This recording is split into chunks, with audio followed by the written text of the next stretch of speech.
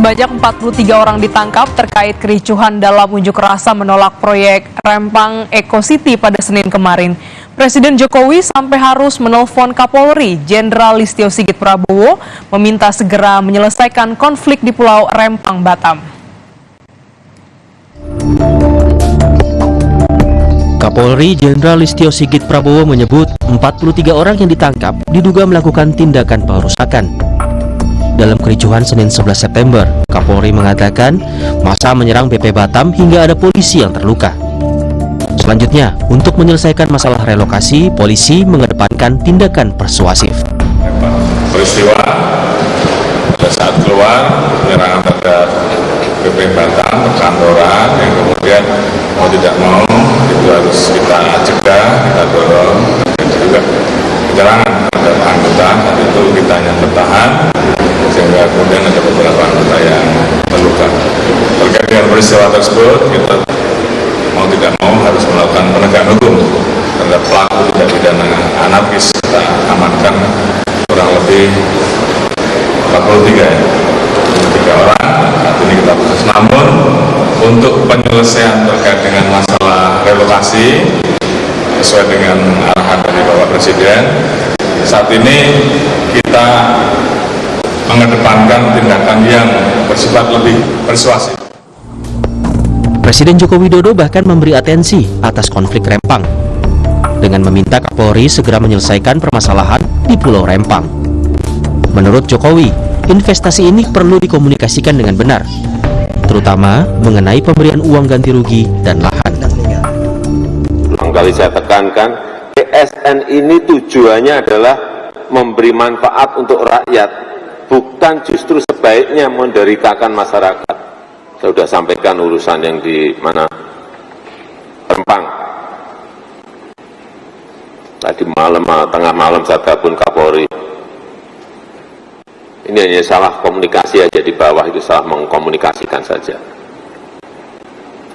Diberi ganti rugi, diberi lahan, diberi rumah, tapi mungkin lokasinya belum tepat. Nah, itu yang harusnya diselesaikan. Urusan kayak gitu sampai presiden. Jokowi juga menegaskan masalah di Rempang seharusnya bisa diselesaikan tanpa harus menunggu presiden. Selain Kapolri, Presiden juga menunjuk Menteri Investasi Kepala Badan Koordinasi Penanaman Modal, Bahlil Lahadalia, untuk turun tangan menyelesaikan konflik di Pulau Rempang. Menurut Bahlil, selain salah komunikasi, ada dugaan kasus Rempang terjadi karena sentimen dari negara lain yang tidak suka melihat proyek Rempang Eco City berjalan.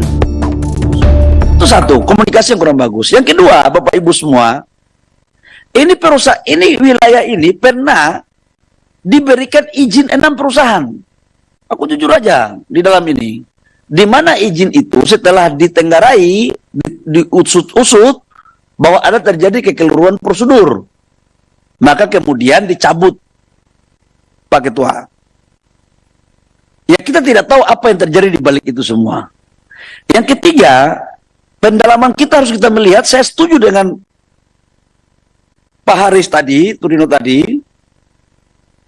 Tidak semua negara itu senang dengan Indonesia kalau